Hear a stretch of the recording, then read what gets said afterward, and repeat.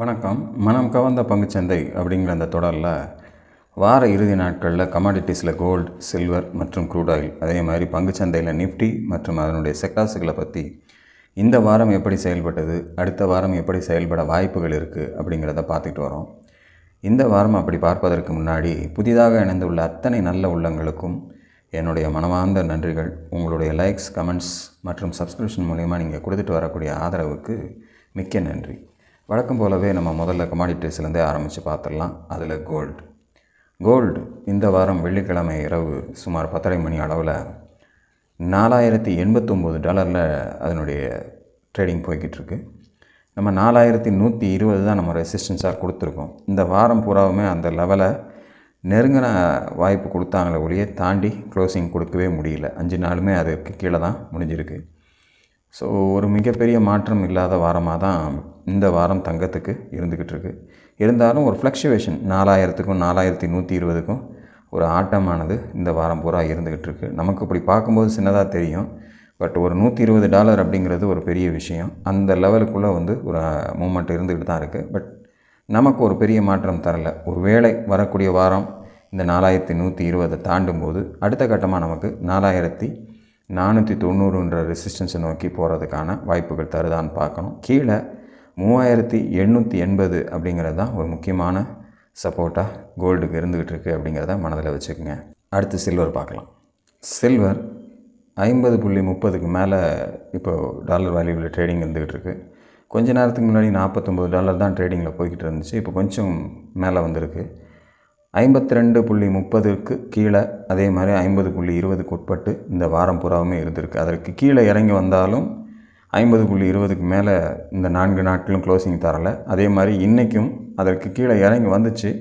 But அதற்கான லெவல்ஸுக்கு மேலே 50.20க்கு மேலே இப்போ கொண்டு வந்து நிறுத்தியிருக்காங்க. ஸோ நைட்டு க்ளோசிங் 50.20க்கு மேலேயே இருக்கலாம் அப்படிங்கிற மாதிரி இப்போ இருக்கக்கூடிய சுச்சுவேஷன் காட்டினாலும் எப்படி க்ளோசிங் வருதோ அதை பேஸ் பண்ணி தான் இருக்குது. ஸோ அடுத்த ரெசிஸ்டன்ஸ் 52.30, அதையும் தாண்டி ஒரு க்ளோசிங் போச்சுன்னா நமக்கு 54, 55, 90 அப்படிங்கிற 2 லெவல்ஸுன்னு நமக்கு பார்க்கலாம். ஏன்னா 54 நான் காட்டல, பட் இதற்கு முன்னாடி போன 2 தடவை போன முக்கியமான உச்சங்களாக போன வாரம் வந்த உச்சமும் 54 தான் போச்சு. அதற்கு முன்னாடியும் அந்த ஆல்மோஸ்ட் அந்த லெவல் வரைக்கும் தான் போச்சு.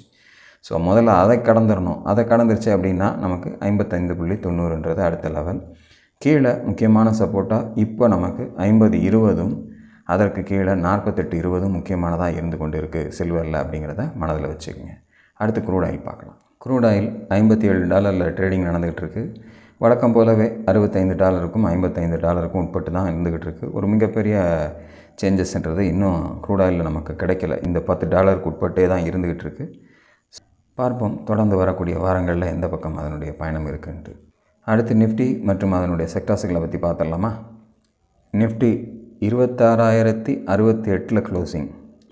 நேற்று நமக்கு போன உச்சம் 26,246, 260 நம்ம ரெசிஸ்டன்ஸாக கொடுத்துருக்கோம். அதற்கும் போல் அதே மாதிரி இதற்கு முன்னாடி போன உச்சம், அதாவது ஹிஸ்டாரிக்கல் டாப் அப்படின்னு சொல்லக்கூடிய லெவல் 26,277, கிட்டத்தட்ட ஒரு 30 புள்ளிகள் முன்னாடியே தடுக்கப்பட்டு அங்கேருந்து திரும்பி க்ளோசிங் கொடுத்துருந்தாங்க. பட் நேற்று க்ளோசிங் கூட பரவாயில்ல, 26,192 தான் க்ளோஸ் ஆச்சு. இன்றைக்கி கொஞ்சம் வேகமாகவே கீழே இறங்கி 26,068 முடிச்சிருக்காங்க. Anyway near to year top அப்படின்ற ஒரு கண்டிஷனில் தான் இப்போ இருக்குது. இருந்தாலும் இன்றைக்கி பங்குச்சந்தையில் நிறைய ஸ்டாக்குகளுடைய வேல்யூ கனாபினான்னு இறங்கியிருக்கு.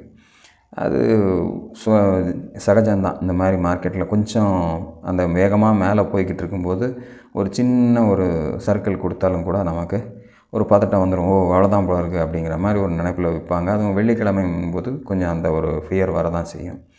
ஸோ அடுத்து இதனுடைய லெவல்ஸ் 26,260 கட் பண்ணால் 27,000 அப்படிங்கிறது தான் என்னுடைய அடுத்த லெவல். ஒரு வேளை வரக்கூடிய வாரம் அதை தாண்டி க்ளோசிங் கொடுத்துச்சு அப்படின்னா 27,000 அடுத்த லெவலாக பார்க்குறேன்.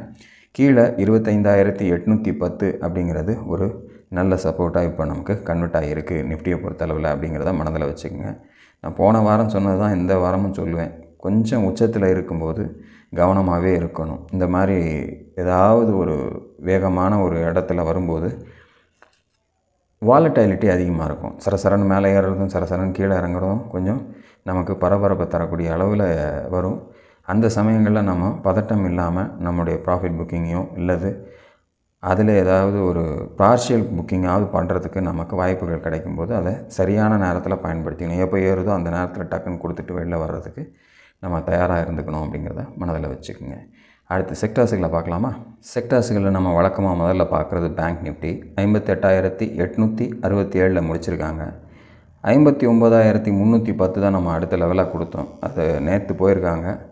59,440 வரைக்கும் போயிருக்காங்க. 59,347 ஆல்மோஸ்ட் நேற்று வந்து பார்த்திங்கன்னா கொஞ்சம் அதற்கு மேலே தான் க்ளோசிங் கொடுத்துருந்தாங்க.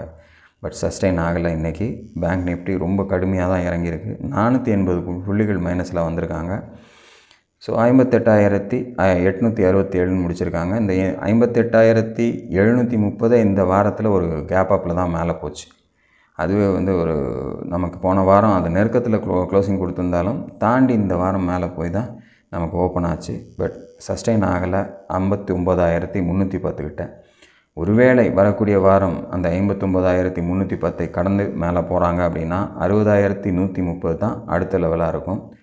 கீழே 58,730 அப்படிங்கிறத உடைக்கக்கூடிய சந்தர்ப்பம் ஏற்பட்டுச்சுன்னா கொஞ்சம் ஜாக்கிரதையாகவே இருங்க வரக்கூடிய வாரங்களில்.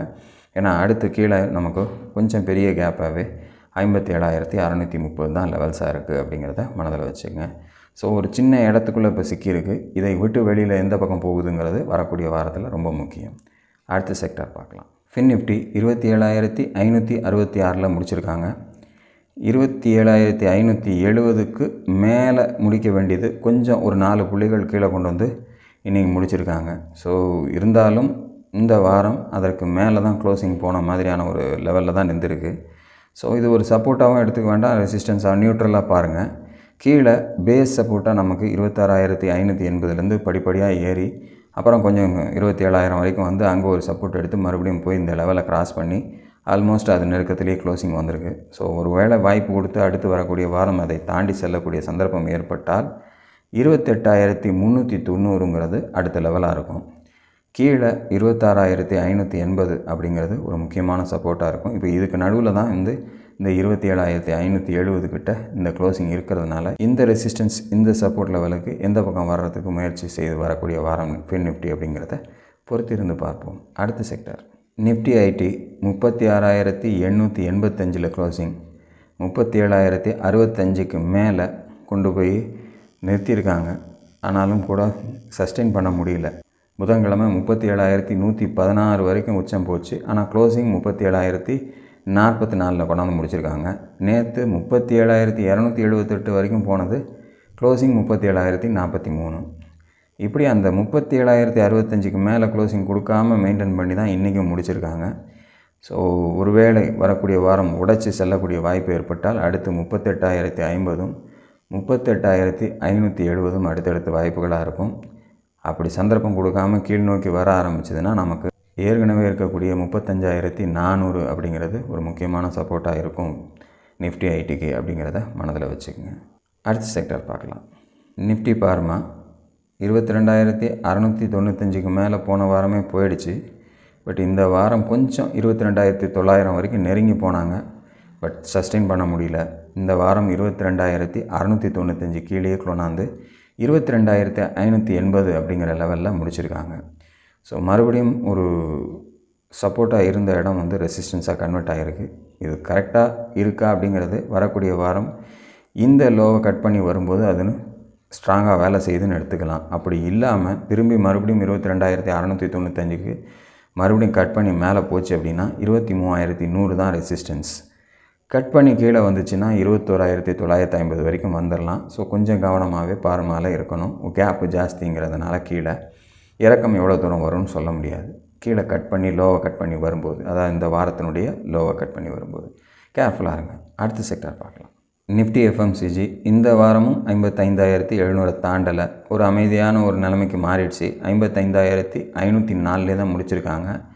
ஸோ 54,200 தான் சப்போர்ட். 55,700ங்கிறது க்ளோசர் ரெசிஸ்டன்ஸாக இருக்குது. அதை தாண்டிச்சுன்னா 57,000 வரைக்கும் மறுபடியும் போகிறதுக்கான வாய்ப்புகளாக இருக்கும்.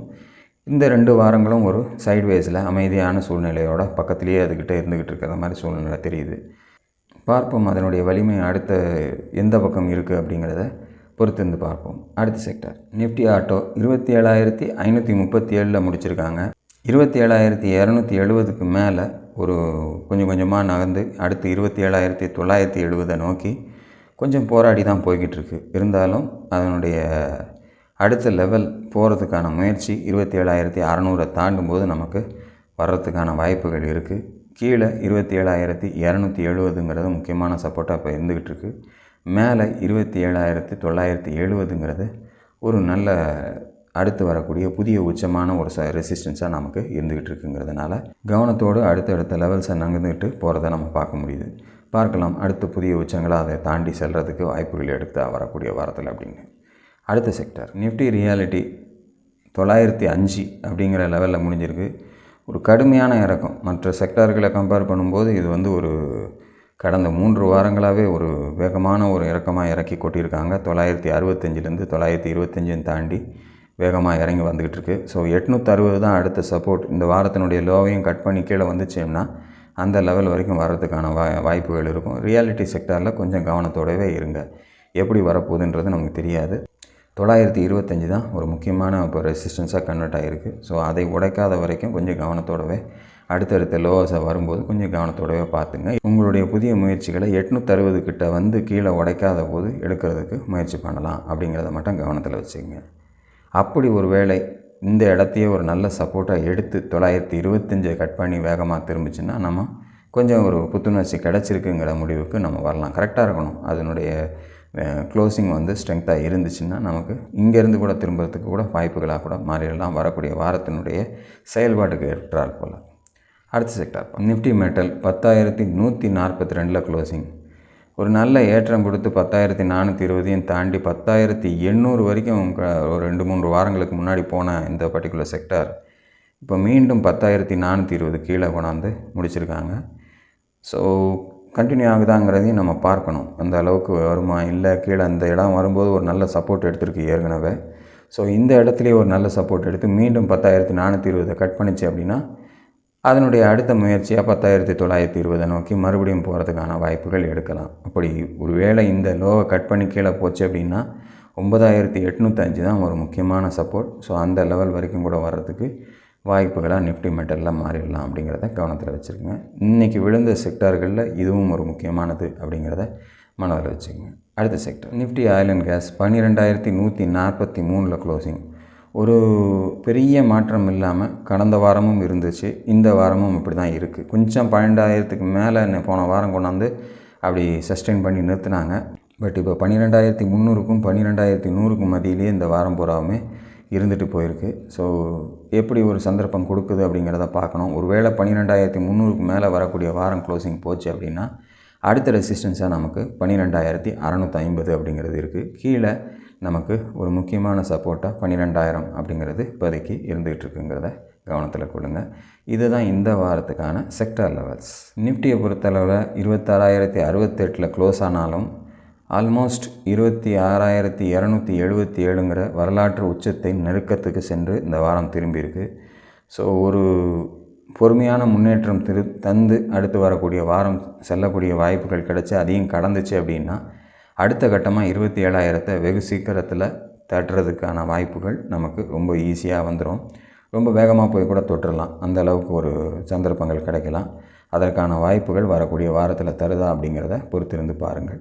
அதே சமயத்தில் உங்களுடைய போர்ட்ஃபோலியோவில் நல்ல லாபங்கள் இருக்கக்கூடிய பங்குகளை இந்த மாதிரியான உச்சங்களில் இருக்கும்போது ஆதாயத்தை பதிவு செய்கிறது அப்படிங்கிறது ரொம்ப முக்கியம். நம்ம வாங்கிறது கூட முக்கியம் இல்லை.